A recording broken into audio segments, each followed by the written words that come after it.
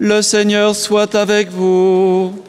Et avec votre esprit. Évangile de Jésus-Christ selon saint Marc. Gloire à toi, Seigneur.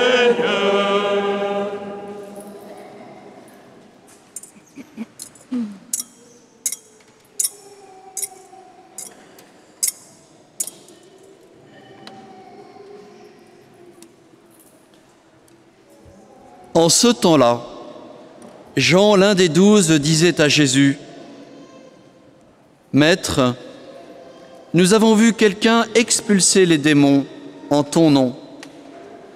Nous l'en avons empêché, car il n'est pas de ceux qui nous suivent. » Jésus répondit: « Ne l'en empêchez pas, car celui qui fait un miracle en mon nom ne peut pas aussitôt après mal parler de moi.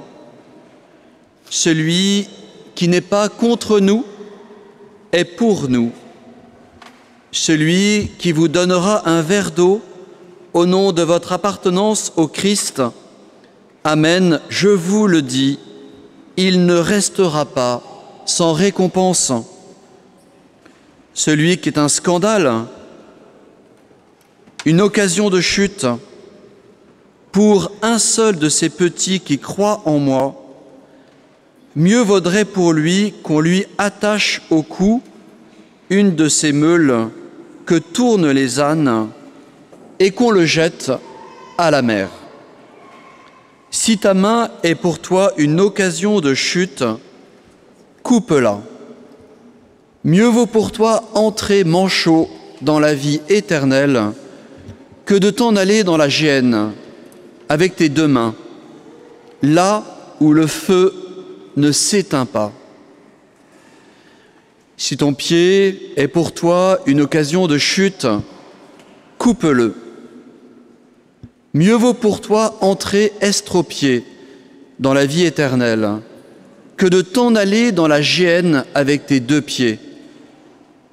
Si ton œil est pour toi une occasion de chute, arrache-le.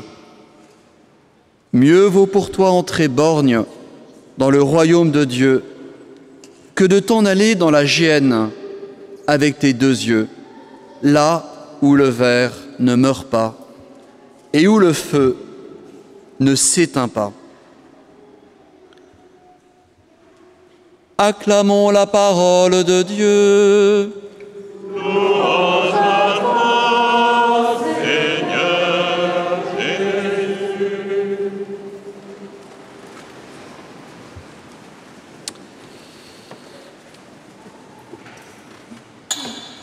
Exercice, pour moi en tout cas très difficile, de passer d'un climat de louange, de joie, dans ce rassemblement dominical.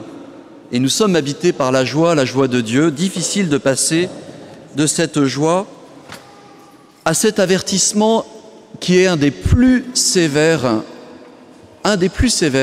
dans l'Évangile. Avertissement extrêmement grave. Regardons-le frontalement. Celui qui est un scandale, une occasion de chute pour un seul de ces petits qui croient en moi, mieux vaudrait pour lui qu'on lui attache au cou une de ces meules que tournent les bêtes et qu'on le jette à la mer. Frères et sœurs, l'avertissement est extrêmement grave. Le mot choisi, c'est le mot de scandale. Et il s'adresse aux petits, les petits qui croient en Jésus. Cet avertissement est suivi par un message peut-être plus large. Si ta main est pour toi une occasion de chute, coupe-la. Si ton pied est pour toi une occasion de chute, coupe-le. Si ton œil est pour toi une occasion de chute, arrache-le. Il y a donc deux niveaux dans cet avertissement. Un premier niveau pour l'homme ou la femme qui peut être un scandale, une occasion de chute pour un petit quelqu'un qui fait confiance, et plus largement une parole extrêmement sévère pour nous inviter à la radicalité de la foi, à la radicalité au fond de la sainteté. On pourrait dire, d'un côté, il y a l'assassin, celui qui est averti par le Christ, attention, de l'autre, la sainteté. Et c'est là où cet évangile nous rejoint, parce qu'en l'écoutant, on pourrait dire, bon, ouf, c'est pas vous, ouf, c'est pas moi. On pourrait dire, cet évangile, il est pour des gens ailleurs, des criminels, des hommes et des femmes qui ont éventuellement manipulé, profité, abusé des personnes plus vulnérables, les petits étant la personne qui justement n'a pas de capacité de défense. Un enfant au stade embryonnaire, le pape a rappelé en utilisant le terme de meurtre pour l'avortement, la personne, l'enfant qui a besoin de ses parents, la personne âgée qui a vraiment besoin de soins, etc. Toutes ces personnes sont des petits, les petits qui croient en Jésus. Pour autant, la ligne rouge, elle traverse non pas le monde extérieur, mais elle traverse malheureusement notre cœur. Cette ligne rouge qui nous fait passer au fond de la voie bonne à la voie du péché, cette ligne n'est pas extérieure, mais intérieure. Elle est aussi dans l'histoire de nos pays.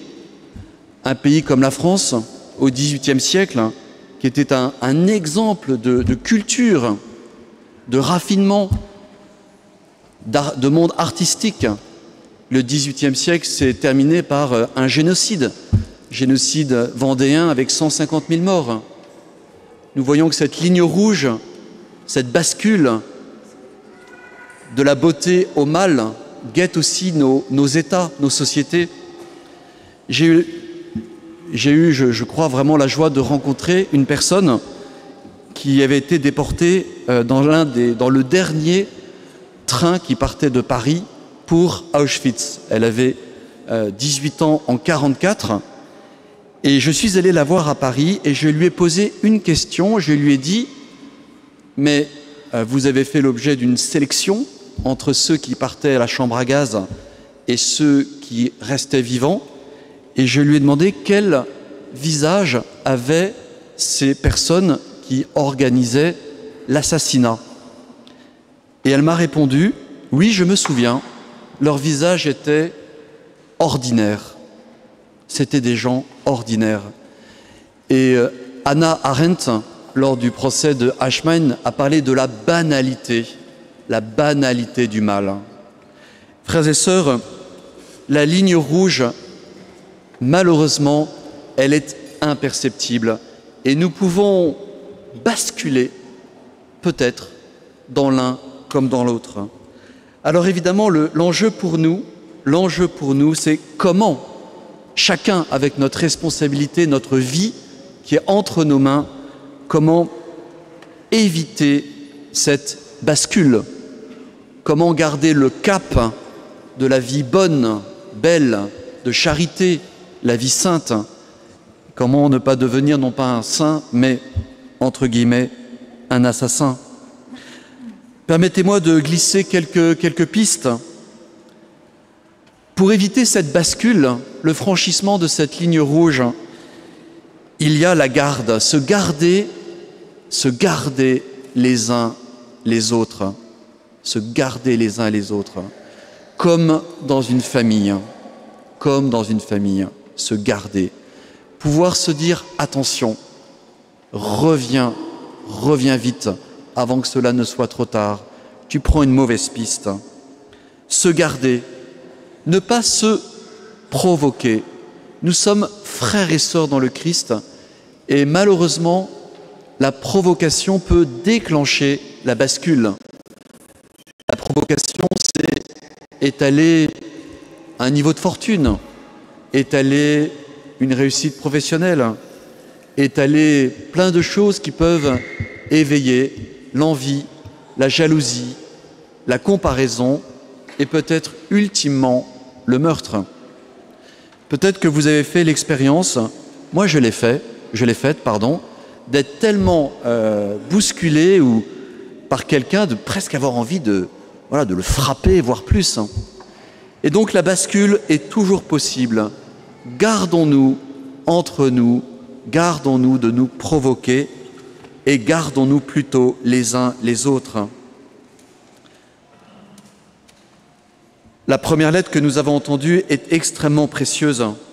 Pour nous chrétiens, ce qui est important, c'est que l'Esprit soit sur nous. L'Esprit soit sur nous. Si les uns et les autres, nous avons cette vie de prière, cette intimité avec Dieu, cette vie sacramentelle, ce déplacement le dimanche, c'est parce que nous supplions Dieu de nous donner son esprit, son Saint-Esprit. Sans le Saint-Esprit, que devenons-nous? Ah, si le Seigneur pouvait faire de tout son peuple un peuple de prophètes. Voilà la direction pour nous. Voilà la sainteté. Nous allons tout à l'heure bénir des futurs enfants qui vont se préparer au baptême. Par leur baptême, ils seront prêtres, prophètes et rois. Voilà notre vision, voilà notre vocation. Être saisis de l'Esprit. Saisis de l'Esprit. Et enfin, notre signature, la signature de la sainteté, c'est la protection inlassable des plus petits. Protection inlassable des plus petits. Beaucoup de dangers guettent la vie, de la conception à la mort. Notre engagement doit être net, clair, limpide pour la vie et la protection de la vie.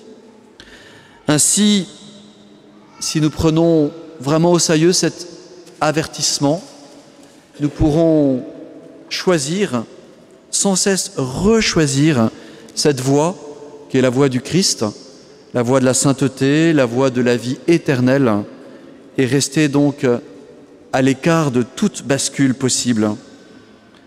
Seigneur, nous te demandons pour nous tous de nous garder dans cette voie qui est la voie de la sainteté de l'Évangile. Amen.